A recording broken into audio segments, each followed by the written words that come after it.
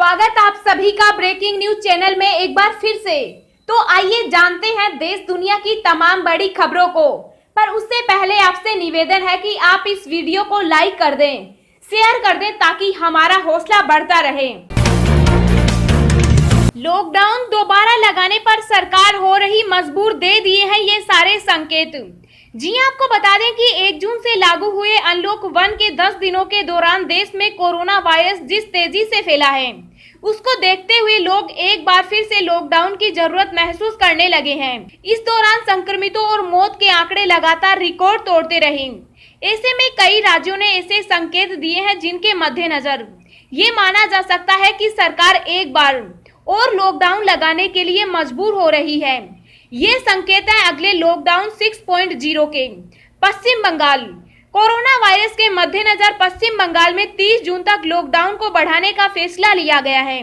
मुख्यमंत्री ममता बनर्जी ने एक वीडियो कॉन्फ्रेंसिंग में यह बात कही। राजस्थान सरकार ने कोरोना वायरस के बढ़ते मामलों को लेकर 1 हफ्ते के लिए अपने बॉर्डर सील करने का फैसला लिया है। मिजोरम कोरोना संक्रमण को देखते हुए मिजोरम में 2 सप्ताह के लिए लॉकडाउन बढ़ाया गया है। जल्द ही सरकार लॉकडाउन के दिशा निर्देश जारी कर देगी।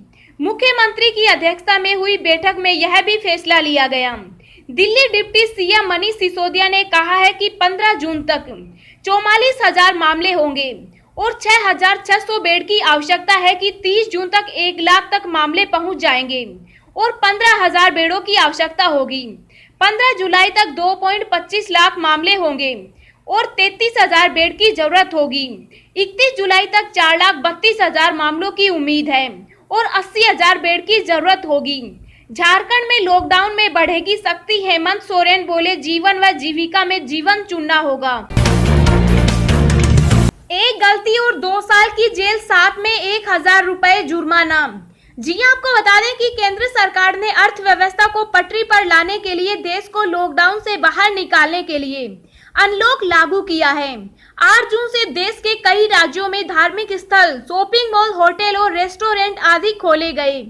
भले ही देश अब अनलॉक हो रहा है, लेकिन इसके लिए सरकार ने कुछ नियम तय किए हैं। अगर किसी ने इन नियमों को तोड़ा तो उनको भारी जुर्माना तो भरना पड़ेगा, साथ ही 2 साल तक की जेल भी हो सकती है। सरकार ने घर से बाहर निकलने पर मास्क न पहनने, सोशल डिस्टेंसिंग का ध्यान नहीं रखने, पार्टी का आयोजन करने और गाड़ी में तय संख्या से ज्यादा लोगों के बैठाने पर जुर्माना रखा है। मास्क पहने बिना घर से बाहर आने पर 1,000 रुपए तक का जुर्माना देना पड़ेगा। दिल्ली एनसीआर में अलग अलग जगहों पर मास्क न पहनने पर 100 से लेकर 1,000 रुपए तक का जुर्माना है। ये नियम और जुर्माना कोरोना काल में अगर लोग जहां तहां थूकते हुए पाए गए तो यह बड़ी गलती साबित हो सकती है। दरअसल थूक से कोरोना फैलने का खतरा ज्यादा है। कहीं किसी को थूकते हुए पाया गया तो उस पर 1,000 रुपए तक का जुर्माना है। इतना ही नहीं, अगर आपकी वजह से इन्फेक्शन फैलता है तो 2 साल तक की जेल हो सकती है।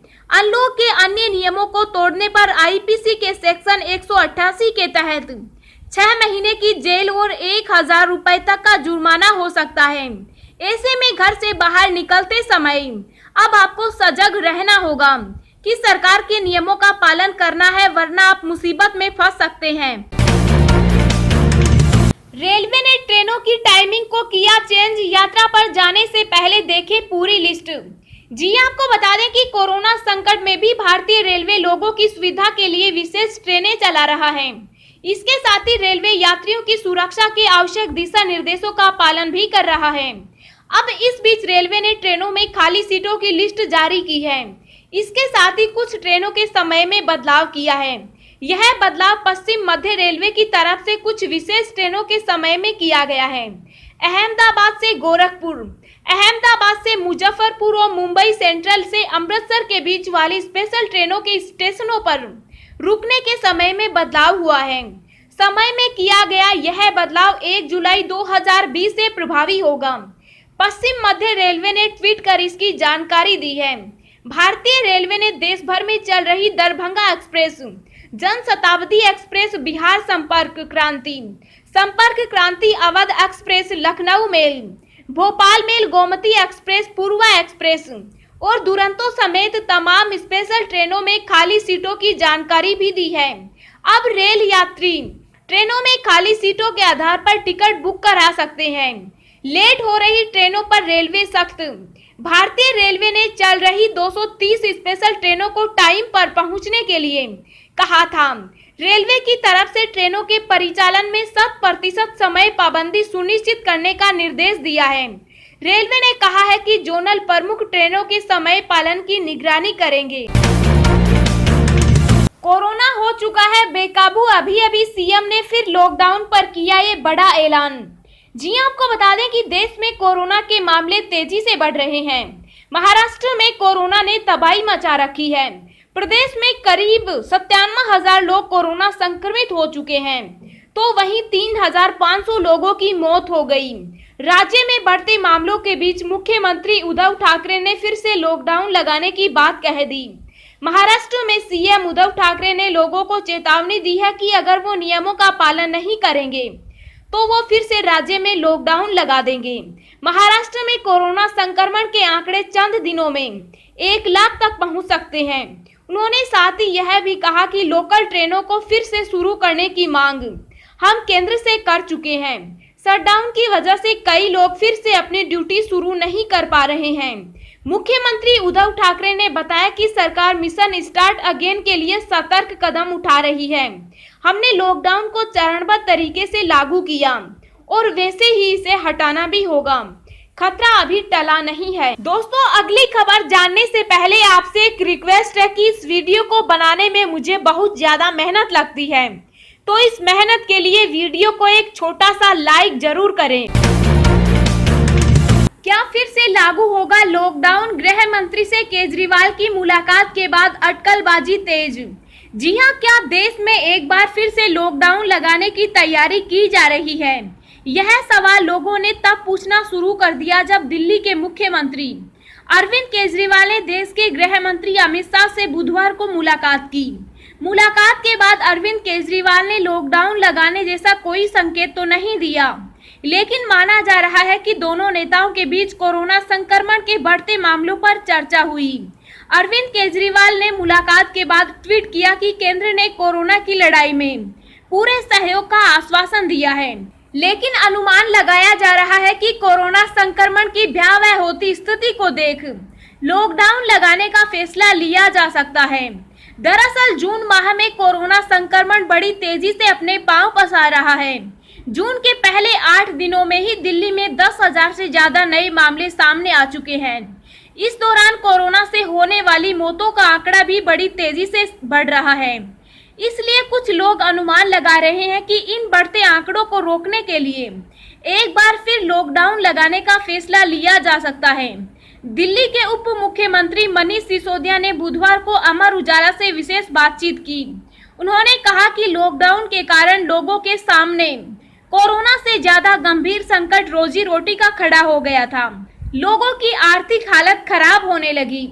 लोगों को अपनी नौकरियों को खोने का डर और तनाव इस हद तक बढ़ने लगा कि लोग मानसिक अवसाद के शिकार होने लगे थे। डर इस बात का पैदा हो गया था कि अगर लॉकडाउन नहीं खोला गया तो कोरोना से ज्यादा लोगों की मौत उनके बेरोजगार होने, आर्थिक बदहाली और तनाव पैदा होने के कारण हो सकती है। उन्होंने कहा कि इस तरह की परिस्थिति को देखते हुए ही सरकार को लॉकडाउन खोलना पड़ा। देश में कोरोना संक्रमित मरीजों का आंकड़ा 2,98,517 के पार। अब तक 8,361 की मौत। जी हां, आपको बता दें कि देश और दुनिया में कोरोना के केस लगातार बढ़ते ही जा रहे हैं। ताजा आंकड़ों के मुताबिक देश में अब तक 2,98,517 संक्रमण के मामले सामने आ चुके हैं और एक्टिव केस 1,46,253 हैं, जिसमें से अभी तक 8,361 लोग अपनी जान गंवा चुके। वहीं इसके बीच अच्छी खबर ये भी है कि अब तक 1,47,512 संक्रमित मरीज ठीक भी हो चुके। दुनिया भर में कोरोना वायरस की वजह से कुल 4,21,174 लोगों की जान जा चुकी है, जबकि वायरस से संक्रमित लोगों की संख्या 74,56,713 हो गई है। इनमें एक्टिव केस 35,46,866 है और खुशी की बात यह है कि अब तक 35,77,672 लोग ठीक हो चुके हैं। एसबीआई ग्राहकों के लिए खबर, बैंक में जमा आपकी इतनी राशि ही है सुरक्षित। जी आपको बता दें कि स्टेट बैंक ऑफ इंडिया के ग्राहकों के लिए एक अच्छी खबर है कि deposit insurance and credit guarantee corporation of India यानी DICG स्कीम के तहत अब ग्राहकों के 5 लाख रुपए पूरी तरह सुरक्षित रहेंगे। एसबीआई में सभी तरह के डिपॉजिट कुछ सीमाओं और शर्तों के साथ इस स्कीम के तहत पूरी तरह सुरक्षित रहेंगे। पहले अधिकतम 1 लाख रुपए तक ही राशि सुरक्षित रहती थी। एसबीआई ने एक ट्वीट कर बताया कि DICGC स्कीम के तहत ग्राहकों के savings current account fix deposit में पड़े 5 लाख रुपए कुछ सीमाओं और शर्तों के साथ पूरी तरह से सुरक्षित है। इस 5 लाख रुपए तक की इंश्योर्ड राशि में प्रिंसिपल अमाउंट और ब्याज शामिल होगा। पहले यह राशि 1 लाख तक ही होती थी। अब हम आपको अगले 24 घंटों के संभावित मौसम पूर्वानुमान के बारे में बता रहे हैं। अगले 24 घंटों के दौरान आंध्र प्रदेश, तेलंगाना, विदर्भ, मराठवाड़, केरल, तटीय कर्नाटक, गंगीय पश्चिम बंगाल और पूर्वोत्तर भारत के कुछ हिस्सों में भारी से अति भारी बारिश होने की उम्मीद है। आंतरिक कर्नाटक, कोंकण और गोवा, गुजरात क्षेत्र, जम्मू कश्मीर, मुजफ्फराबाद, झारखंड के कुछ हिस्सों में, छत्तीसगढ़ और उत्तर प्रदेश के कुछ हिस्सों में हल्की से मध्यम बारिश का अनुमान है। 1-2 स्थानों पर भारी बारिश भी हो सकती है। दक्षिणी राजस्थान, पंजाब, बिहार, पूर्वी मध्य प्रदेश और छत्तीसगढ़ के कुछ हिस्सों में हल्की बारिश के आसार हैं।